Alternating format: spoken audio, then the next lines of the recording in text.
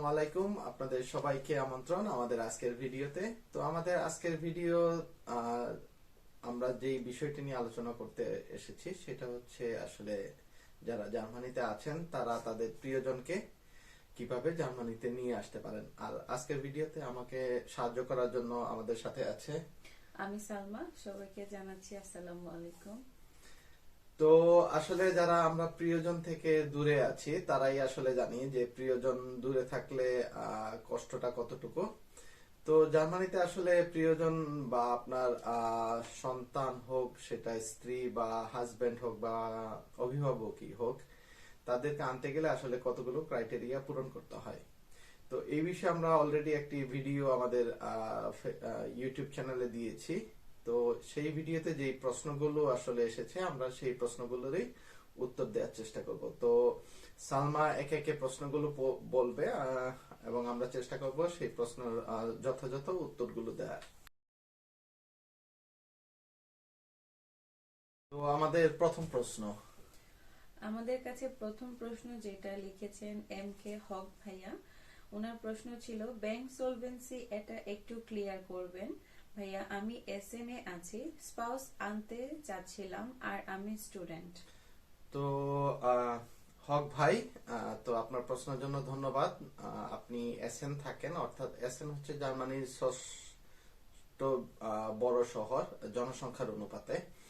তো উনি একজন স্টুডেন্ট, উনি ওনার স্পাউস আনতে চাচ্ছেন। তো আমরা ধরে নিচ্ছি উনি ওনার স্ত্রীকে এই দেশে আনতে চাচ্ছেন। তো এজ এ স্টুডেন্ট আসলে কোনো তার ওয়াইফ বা হাজবেন্ডকে আনতে হলে যে ক্রাইটেরিয়া গুলো ফুলফিল করতে হয় তার ভিতরে প্রথম যে জিনিসটা হচ্ছে হাজবেন্ড বা ওয়াইফ যে কোনো একজনকে আসলে এই দেশে প্রথমে আসতে হবে। তো আমরা ধরেই নিচ্ছি হক ভাই জার্মানিতে চলে এসেছেন। তো এখন হক ভাইয়ের যে জিনিসগুলো করতে হবে সেটা হচ্ছে ওনার আর্থিক যেই সঙ্গতি, অর্থাৎ ওনার স্পাউসের জন্য ওনাকে ব্লক অ্যামাউন্ট করতে হবে। ওনার যে অ্যামাউন্ট ছিল সেই সমপরিমাণে 10,332 ইউরো, যেটাতে প্রমাণ করে আসলে উনি আসলে ওনার থাকা খাওয়ার যে খরচটা ওনার চলানোর মতো সঙ্গতি আসলে হক ভাইয়ের আছেন। আর আরো একটি ছোট্ট বিষয় এখানে অ্যাড করা যায় যে আসলে অনেকে চিন্তা করে যে আমি জাস্ট 3 মাসের জন্য বা 6 মাসের জন্য আমার স্পাউস আনবো, সেই ক্ষেত্রে টাকার পরিমাণটা কম বেশি হতে পারে। আর দ্বিতীয় যে বিষয়টা হচ্ছে ওনার স্পাউসের জার্মান ল্যাঙ্গুয়েজ A1 অবশ্যই থাকতে হবে। আমি আবারও বলছি, স্পাউস আনতে হলে স্পাউসের বাংলাদেশ থেকে জার্মানের A1 সার্টিফিকেট থাকতে হবে।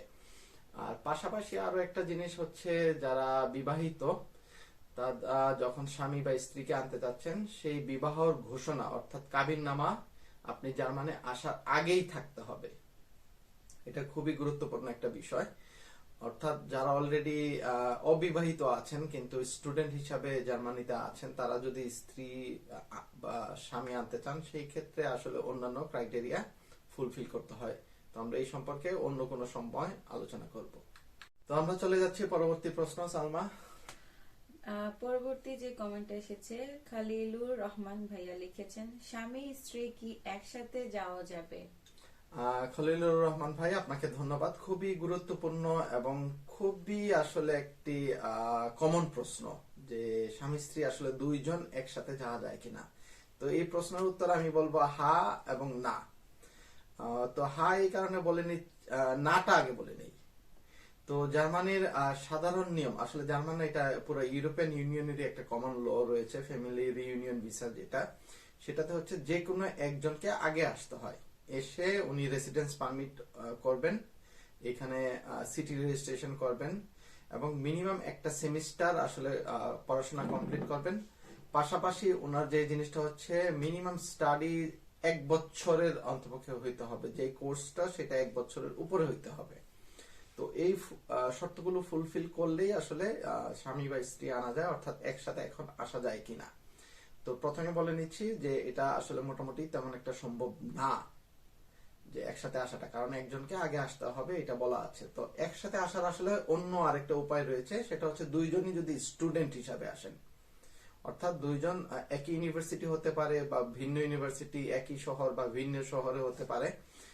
দুইজন একই সাথে যদি একই বা দুইটা ইউনিভার্সিটি থেকে অফার লেটার কালেক্ট করতে পারেন বা অফার লেটার পেয়ে থাকেন, সেই ক্ষেত্রে দুইজন আলাদা আলাদাভাবে ইন্টারভিউ দিয়ে ভিসা করে একসাথে আসতে পারেন, একসাথে থাকতে পারেন, এতে কোনো সমস্যা নেই। তৃতীয় প্রশ্ন সালমা। তৃতীয় প্রশ্ন যেটা কমেন্টে এসেছে, জয়নাব বিনতে কালাম লিখেছেন, কত টাকা লাগে যেতে স্পাউসের? আপু আপনাকে ধন্যবাদ আপনার প্রশ্নের জন্য। আমরা অলরেডি বলেছি স্পাউসের জন্য যে ব্লক অ্যামাউন্ট সেটা হচ্ছে 10,332, সেটা নর্মাল স্টুডেন্টের সমপরিমাণই। এটা আমরা ধরে নিচ্ছি যে আপনি মিনিমাম 1 বছর এসে এখানে থাকবেন।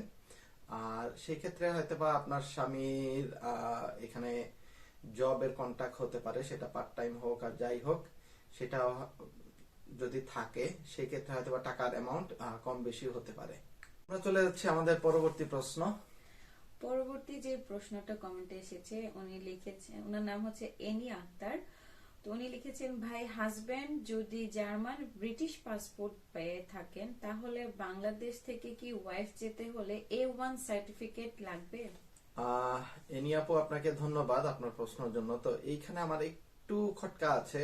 জার্মান ব্রিটিশ পাসপোর্ট, তো হয় জার্মান পাসপোর্ট হবে বা ব্রিটিশ পাসপোর্ট হবে। আর উনি যদি ব্রিটিশ পাসপোর্ট হয়ে থাকেন, ব্রেক্সিটের কারণে আসলে নতুন রুলস যদি হয়ে বিষয়ে আপনি বেস্ট একজন কোন ইমিগ্রেশন লয়ারের সাথে আলাপ করার জন্য, কারণ এখনো আইনগুলো আসলে পুরোপুরি ক্লিয়ার না। আর উনি যদি জার্মান পাসপোর্ট হোল্ডার হয়ে থাকেন, তো আপনার প্রশ্ন হচ্ছে ওয়াইফের আইন সার্টিফিকেট বা A1 জার্মান সার্টিফিকেট লাগবে কিনা। এটা আসলে আইনগত বাধ্যবাধকতা, আপনার A1 সার্টিফিকেট অবশ্যই লাগবে। তো আমরা চলে যাচ্ছি সালমার কাছে পরবর্তী প্রশ্নের জন্য।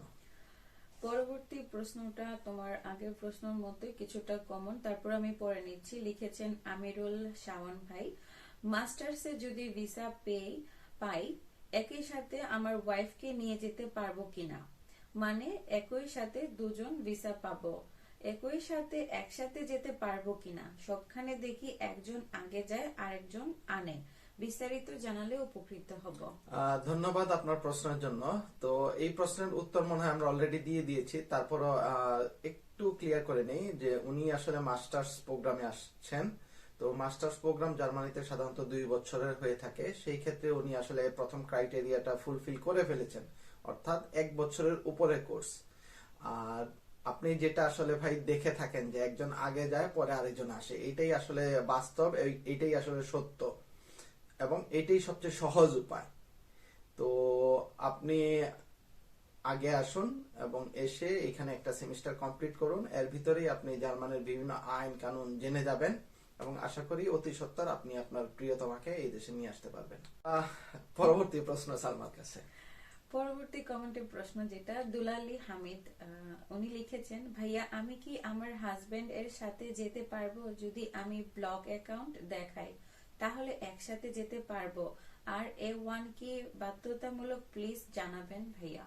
তো একই প্রশ্ন, আসলে উনি দুইটা প্রশ্নকে একই সাথে কম্বাইন করেছেন। তো ব্লক অ্যাকাউন্ট আসলে আপনাকে দেখাতেই হবে, এর কোনো বিকল্প নেই। কারণ জার্মানে আসলে হ্যাঁ একটা বিকল্প আসলে আইনের মারপেচে রয়েছে, যেটা হচ্ছে আপনি বাংলাদেশ থেকে হয়তো বা ব্যাংক ব্যালেন্স দেখালে অ্যাকসেপ্ট হতে পারে। তারপর আসলে সারা দুনিয়ার এম্বাসি টু এম্বাসি বিভিন্ন আইন ভেরি করে, কিন্তু যেটা জার্মান ল সেটাতে বলেছে ব্লক অ্যাকাউন্ট অ্যামাউন্ট বা আপনার ব্যাংক সলভেন্সি, অর্থাৎ আপনার ফাইন্যান্সিয়ালি আপনি সলভেন্ট কিনা সেটাই প্রুভ করা আসলে। আর A1 সার্টিফিকেট আমরা আগেও বলেছি, স্ত্রী বা স্বামীর ক্ষেত্রে A1 সার্টিফিকেটটা অবশ্যই লাগবে। ধন্যবাদ। আমাদের কাছে আরেকটা প্রশ্ন এসেছে, এই প্রশ্নটাও আগের প্রশ্নগুলোর মতোই, বাট আমি তারপরেও পড়ে নিচ্ছি। লিখেছেন Ibrahim Hamid, hello brother, how can I bring my spouse two Germany with me as a student? It is really possible for a student?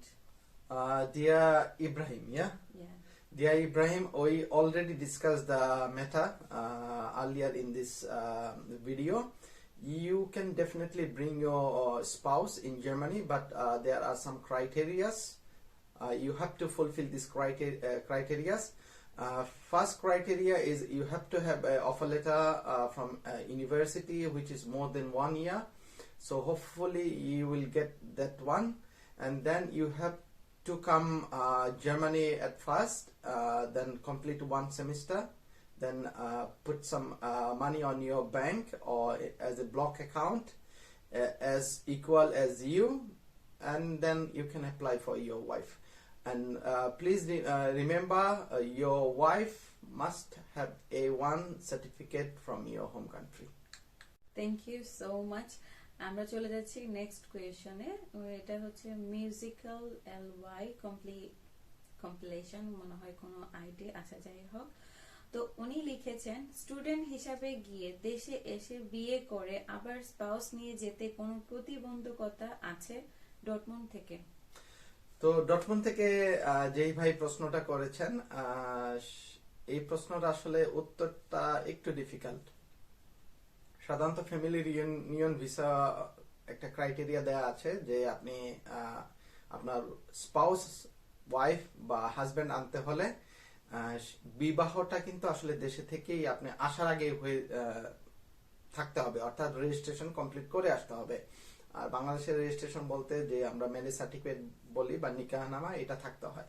তো ভাই, আপনি যেহেতু এইখান থেকে গিয়ে বিয়ে করতে চাচ্ছেন, সেই ক্ষেত্রে আপনাকে যে প্রসেসটা ফলো করতে হবে সেটা হচ্ছে অবশ্যই আপনার বিবাহর যে সার্টিফিকেট, সেটা কবে বিবাহ করছেন সেটা আপনি আপনার এরিয়া থেকে নিয়ে নেবেন, যেখানে বিবাহ করেন না কেন। আর এটা আপনার নিকটবর্তী আউসল্যান্ড বিহোর্ডে বা আপনার যে ফরেন অফিস আছে তাদেরকে আপনি জমা দিতে পারেন। এবং এই দেশে যে রাত হাউস, সেখানে আপনাকে এটা ট্রান্সলেট কপি সহ জমা দিতে হবে, এবং তারা এটা ভেরিফাই করবে আসলে বিবাহটা জেনুইন বিবাহ হয়েছিল কিনা। এটা 1 থেকে 3 মাসের মতো সময় লাগতে পারে, আর এর জন্য আপনাকে 300 থেকে 330 ইউরো পর্যন্ত চার্জ দিতে হতে পারে, কারণ তারা যে ইনভেস্টিগেশন করবে সেটার যে খরচ সেটা আপনাকেই বহন করতে হবে। এবং হোপফুলি আপনি তারপরে যে বাকি নর্মাল প্রসেসগুলো আমরা অলরেডি বলেছি সেগুলো ফুলফিল করলে আপনি আপনার ওয়াইফকে আনতে পারবেন। আর অবশ্যই মনে রাখবেন আপনার ওয়াইফকেও A1 জার্মান A1 সার্টিফিকেট থাকতে হবে। তো উনি আরেকটা প্রশ্ন করেছিলেন, তো এটা আমি একটু পরে নিচ্ছি। লিখেছেন বিয়ের ডেট থেকে 2 ইয়ার্স ওয়েট করা লাগবে, এই নিউজটা কি সঠিক? কাইন্ডলি জানাবেন। আসলে ভুল নিউজ আমি দিতে চাই না, কোনো ভুল তথ্য যেটা আমি জানি না আসলে সেটা দিয়ে লাভ নেই। আমার এই বিষয়ে আসলে তেমন একটা জানা নেই। তো আপনি যে কোনো বিষয়ে আপনি এদেশে যে ফ্যামিলি লয়াররা আছে, ফ্যামিলি রেক্স আনবাল্ট বা পারিবারিক যে আইনের যে উকিলরা আছেন তাদের সাথে আপনি আলাপ করতে পারেন, বা ইমিগ্রেশন লয়ারের সাথে আলাপ করতে পারেন, অথবা আপনি আপনার যে ফরেন অফিস আছে, বেস্ট হচ্ছে আপনি সরাসরি ওই ফরেন অফিসে চলে যান। আপনি আপনার যে সিচুয়েশন আছে সেটা আপনার ভিসা অফিসারকে বলুন, উনি আপনাকে আসলে বলে দিবে কি কি লাগবে। প্রয়োজনে উনি আপনাকে লিস্ট অফ ডকুমেন্টস দিয়ে দিবে যে এইগুলো ফিল আপ করতে হবে। আপনি ওইগুলো ফুলফিল করলে আপনি আপনার ওয়াইফকে আশা করা যায় অতি সত্বর নিয়ে আসতে পারবেন। আর কোনো প্রশ্ন? না, আপাতত আর কোনো প্রশ্ন নেই। যদি থাকে অবশ্যই আমরা নেক্সট পরবর্তী কোনো ভিডিওতে আনসার দিয়ে দিব। তো এইগুলা হচ্ছিল আসলে কিছু গুরুত্বপূর্ণ প্রশ্ন ছিল যেগুলোর আনসারটা দেওয়া জরুরি মনে করেছিলাম, তাই আজকের এই ভিডিওটি করা। তো এই ছিল আজকের মতো। আর 2-3টা তথ্য আমি আসলে অ্যাড করি। যারা আর কি স্পাউস হিসাবে সন্তানদের আনতে চাচ্ছেন, সেই ক্ষেত্রে আপনার সন্তানদের জন্য ব্লক অ্যামাউন্ট দেখাতে হবে। আর সন্তান যদি বয়স 16 বছরের নিচে হয়, সেক্ষেত্রে তাকে আসলে জার্মান যে ল্যাঙ্গুয়েজ টেস্ট আছে সেটা অনেক শিথিলযোগ্য। আর যদি 16 থেকে 18 মাঝামাঝি হয়, সেক্ষেত্রে তাকে কিন্তু C1 বা C1 পাস করে আসতে হবে। এটা খুবই ডিফিকাল্ট। তো যারা সন্তানদের আনতে চাচ্ছেন আসলে আগে ভাগে আনার চেষ্টা করুন। আর প্যারেন্টস আনার জন্য অনেকে চিন্তা করে যে আমার বাবা মাকে নিয়ে আসবো, সেটা ঘুরতে হোক বা অন্য কোনো কারণেই হোক।